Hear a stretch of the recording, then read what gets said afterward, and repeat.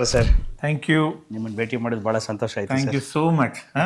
ನಮ್ಮ ಬಾಲ್ಯದ ಕನಸು ಇವತ್ತು ನನಸಾಗುತ್ತದೆ. ಅದು ಅಷ್ಟು ಸಂತೋಷ ಆಗ್ತಿದೆ. ನಿಮ್ಮ ಹತ್ರ ಮಾತಾಡ್ಬೇಕಾದ್ರೆ ಮಾತುಗಳೇ ಬರ್ತಾಯಿಲ್ಲ ಸರ್. Thank you. ಸಮುದಾಯ ಟಿವಿ ಅಂತಂದಿದ ತಕ್ಷಣನೇ ಸಮುದಾಯದ ಬಗ್ಗೆ ನೀವೆಲ್ಲ ಒಳ್ಳೊಳ್ಳೆ ಪ್ರೋಗ್ರಾಮ್ ಮಾಡ್ತೀರಾ ಅಂತ ಗೊತ್ತಾಯ್ತು.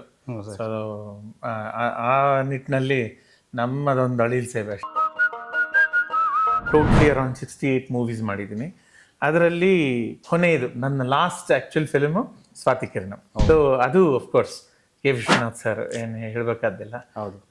ಅವ್ರ ಒಂದು ಫಿಲ್ಮನ್ನು ಆ್ಯಕ್ಟ್ ಮಾಡೋ ಒಂದು ಆಪರ್ಚುನಿಟಿ ಸಿಗೋದು once in life time opportunity. But ನನಗೆ ತುಂಬಾ ಚಾಲೆಂಜಿಂಗ್ ಅನ್ಸಿದೆ. ಏನಕ್ಕೆ ಅಂತಂದ್ರೆ ನನಗೆ ನಿಜವಾಗ್ಲೂ ಹಾಡು ಹೇಳಕ್ಕೆ ಬರಲ್ಲ. ತೆಲುಗುನೂ ಅಷ್ಟು ಬರ್ತಾರಲ್ಲ ಆ ಟೈಮಲ್ಲಿ.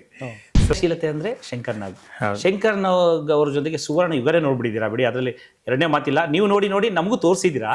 ನಾವು ಕೂಡ ಅದು ನೋಡಿ ನಿಮ್ಮಲ್ಲಿ ಒಂದು ಭಾಗ, ಅಂದರೆ ನಿಮ್ಮ ಚಿತ್ರಗಳಲ್ಲಿ ನಿಮ್ಮ ಪಾತ್ರಗಳಲ್ಲಿ ನಾವು ನೋಡಿಕೊಂಡು ನಮ್ಮ ಜೀವನದಲ್ಲಿ ಒಂದು ಭಾಗ ಅನ್ಸ್ಕೊಬಿಟ್ಟಿದ್ವಿ.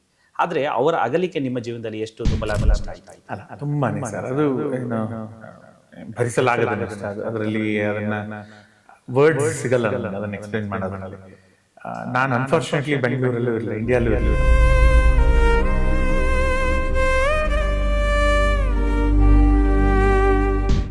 ಎಲ್ಲರೂ ನೀವೆಲ್ಲ ನೋಡಿರುವಂಥದ್ದು, ತುಂಬಾ ಅಪ್ರಿಷಿಯೇಟ್ ಮಾಡೋವಂಥದ್ದು ಮಾಲ್ಗುಡಿ ಡೇಸ್. ಅವರಿಂದಾನೇ ಒಂದು ಸ್ವಾಮಿ ಅನ್ನೋ ಪಾತ್ರ, ಸ್ವಾಮಿ ಆ್ಯಂಡ್ ಹಿಸ್ ಫ್ರೆಂಡ್ಸ್ ಅನ್ನೋ ಪಾತ್ರದಲ್ಲಿ ಮೇನ್ ಲೀಡ್ ಒಂದು ಆಪ್ಷನ್, ಅಂದರೆ ಒಂದು ಆಪರ್ಚುನಿಟಿ ಅವ್ರು ಕೊಟ್ಟರು. ಸೊ ಅವ್ರ ಬಗ್ಗೆ ಒಂದು 1000 ಮಾತುಗಳು ಆಲ್ರೆಡಿ ಆಡಿದ್ದೀನಿ, ತಿರ್ಗಾ ರಿಪೀಟ್ ಮಾಡ್ತೀನಿ.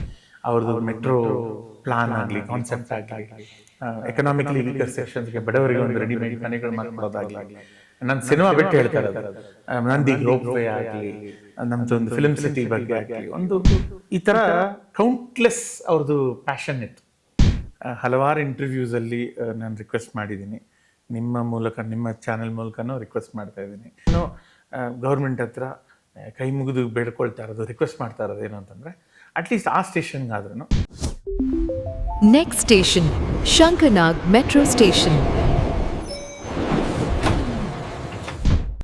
ಶಂಕರ್ನಾಗ್ ಅವ್ರ ಹೆಸರಿಟ್ಟರೆ ಅವರನ್ನ ಏನಂತಾರೆ, ಆ ರೀತಿಯಾದರೂ ಆನರ್ ಮಾಡೋ ಪುಣ್ಯ ನಮಗೆ ಸಿಗುತ್ತೆ.